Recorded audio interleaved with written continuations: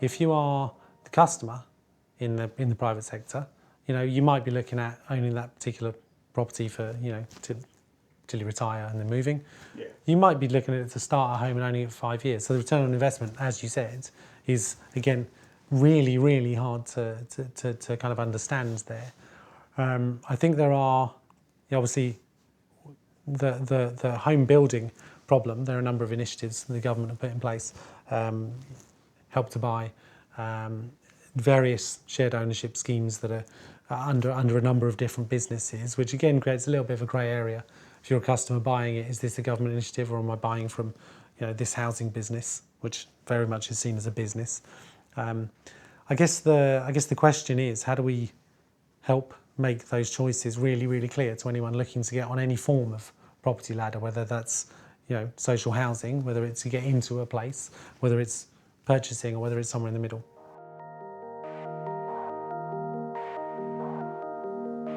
Yeah, I guess that comes back to the view of what does ownership mean now? And you mentioned a lot of these models that now offer you different ways to get on the property ladder. Actually, it's making that kind of information much more accessible to customers than it currently is. And I think at the moment, if you want to know about a certain kind of scheme, you really have to go and dig into that information. Or you have to know what the scheme's called to be able to find it. Precisely. You generally don't know what you don't know. So there's an awareness problem there, isn't there? Where actually, if you think about the journey that people go on, whether that is coming through something like Rightmove or Zoopla into then finding a house, or whether that is direct through a development and the builder themselves, that information isn't really there. They're not offering you solutions to get on the property ladder. They are purely surfacing the houses that are available to purchase. So much of that journey is digital, though, isn't it, from a consumer point of view? Like, you're trying to find out where are these places. You start off with like, which house do I like, and then you've got to figure out how do I actually go about getting access to that house, or how do I get funding for that house. If it was all in, is it in the right area? Yeah, if it was all in a more comprehensive way of connecting all the dots for the consumer, like, that would make the whole thing much more kind of seamless about how do you get access to the stock that is available. You're totally right, and the transparency of information is one of the things that we've noticed with some of our clients just isn't there. There was a really good example that we had with one of our customers a couple of months ago, actually, where they began to explain to us that the reason why they push their own solicitors through the house buying purchase is because it actually speeds up the process for the customer. There's no benefit to the client themselves. It is purely a customer benefit because they've done the searches, they've done all of the precisely pre-work. Yeah. But from a customer perspective, the way they see it is they're just trying to upsell me something, and suddenly you're almost losing that availability of information. Yeah.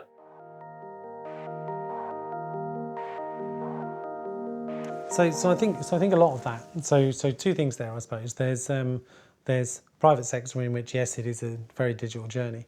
The social housing sector, that's not necessarily true. So a lot of that is actually offline. Was it 20% of customers have internet access? Don't have internet access? Precisely. Yeah. Not even like that. I mean, that's pretty crazy compared to most clients you talk to, isn't it? Yeah, it is. So things like that mean that all of a sudden there's a huge gap there that you could fill. The 20% without internet access isn't actually that high a number. And it matters more to look at what the 80% are doing then. So if we look at the 80%, if we're talking about how digital can help, if we look at the 80%, currently, virtually none of that journey is serviced digitally because the service itself is so disparate. So for instance, at the moment in social housing, you deal with your local authority to figure out what's available in your area. There is no centralised service, therefore there are no centralised platforms and no centralised stock listings.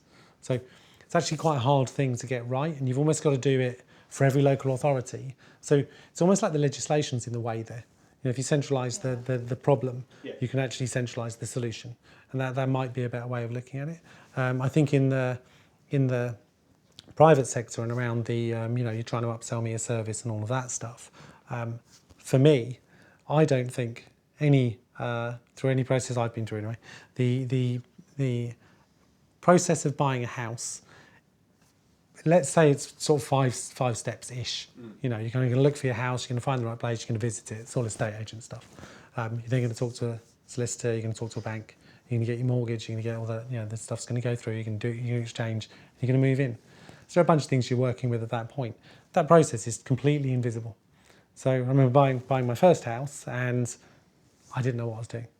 And even buying a subsequent place, same problem, slightly different process because of some other issues. No idea what's going on, no one tells you, it's not clear, and it's a process that we're expecting people to understand. And it changes a lot because I remortgaged Precisely. last year and then I'd completely forgotten and it had changed. Now it's obviously digital. Yeah. But I think that if you look at what people want, they just want somewhere to live. That's their driver, isn't it? So they want a home for them or their family, their partner, whatever. I think it's easier in social and affordable housing to work out what the return on investment is, because effectively that customer could be interacting with the digital platforms pretty much every week, every month, every day, couldn't they?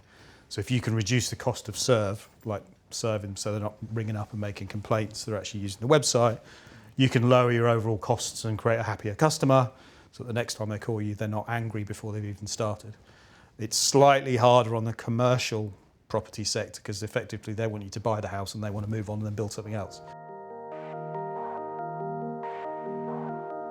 And I think one of the interesting things we're seeing is the things that we're doing in the social and affordable housing space, as in paying rent, making repairs, managing your property, we're starting to see how that's influencing the way you look at the commercial property sector. So if you think of something like buying a car, that comes with servicing, it comes with insurance. It's almost like, I want that car, you walk out 3 years later, that you can upgrade it, sell it back or whatever it might be, and it's all one package and you don't have to pay for service or MOT. It's like the aftercare version of buying a house, isn't it? Yes. It's such a headache. Like, something goes wrong as a private owner. There's not really any kind of... you've got to make your own running and find all of these possibles. There's like a snagging list, and I think is it the National Home Builders Association. I think it's 1 year you've got as like a kind of guarantee. But that feels like that's a thing of last resort. That's not me enjoying my house and living a really exciting life. Because I think it was in Australia, some of the house builders, they're looking at things like, in 3 years or over a certain period of time, they'll come around and change your window fittings. Yeah. They'll upgrade your guttering. They'll clean, and it's part of an ongoing package of owning that property. So that's some of the ideas that we've been seeing influence, I guess, from the automotive sector, and also, buying it with furniture. Yeah. What most people, if you ever watch any of the property programs, are really rubbish at visualising a space in 3D. So actually, if you can walk in and go, I want the contemporary one, or I want the country one, and you just buy the whole lot, one payment, makes it simple. And what's really interesting about that is kind of understanding that upgrade path, right?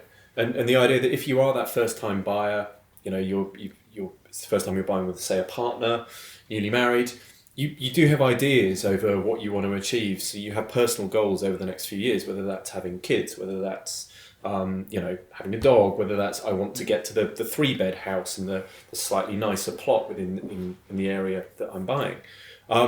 Being able to incorporate those upgrade paths within the purchase journey as well, because it is so hard buying a house. If you can make that feel easy, and if house builders can actually make customers feel like the easiest thing to do is just upgrade with them rather than go down another kind of long form process. But it's potentially another revenue route as well, though, isn't it? Yeah. So say you're Barratt or Latimer or Ballymore or whatever, their thing is sell the property, move on, build something else. Yeah. But if you sold someone a service package and you put smart technology in the house and it was a subscription, the same way as you get... It's like leasing a car for 3 years and you know what you're going to pay for, and then you can upgrade at a certain point. And if that came with... was it sort of walk-in working type thing of the broadband's on when you get there. You don't have to figure out, not that anyone buys a phone anymore, but you don't have to do things like all the utilities. And if they then just switch that for you, that's a useful thing for the homeowner. Yeah. And then you think, you know what, Barratt, they're really cool, aren't they? They really help me. And then if you want to change your, I guess, living arrangements, like, I want somewhere in the country and in town, then, if they can facilitate that within one relationship. It's slightly counterintuitive because the people who aren't connected to the internet are probably the people that have the most problems and would then have most problems describing what their problem might be. So if you actually put smart technology in their houses, it's proportionately probably more valuable because you can then monitor their heating, boilers if they're elderly or disabled, etc. Yeah. And it's actually more useful, And even more, though they more efficient. yeah, exactly. It's more for the efficient. housing provider. Yeah, exactly. Well, And it saves them money. But also, you know, going back to the upgrade path and that exact same scenario, being able to support people in social housing to take them on a journey where they can potentially get off the kind of the social housing ladder and get themselves their first property, whether that is private renting or purchasing for the first time. Actually, more support around that, I think, would be really important. That's a really interesting point. So one of the home builders we've been working with sits in that middle ground of they provide both private purchase homes and they also provide shared ownership homes. And I think they are part of a larger organisation that also provides social housing. Yeah. So I think the conversations we've been having with them are around, you know, well, actually, when we talk to people in social housing and talk about aspiration and how do you know, the situation you're in or the situation you want to get to, a lot of them will tell us that actually, you know, yes, I'm in social housing now, but eventually I want to buy. And so their mindset at that point is, you know, well, how am I going to get to the point of saving up enough money for a mortgage and blah, blah. We've all read the stories in the press, right?